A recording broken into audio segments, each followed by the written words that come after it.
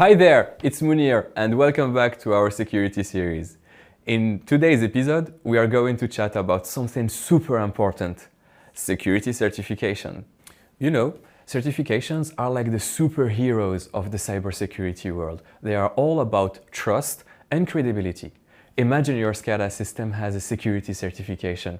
That's like having a superhero badge.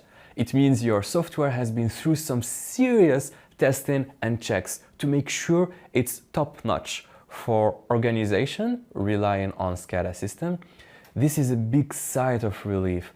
And guess what? These certifications aren't just handed out. They are conducted by highly reputable external auditors.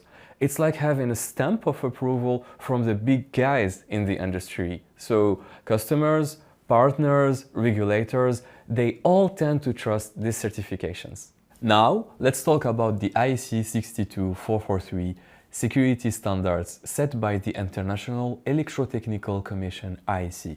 These standards are super relevant for SCADA systems. And here is something to be proud of.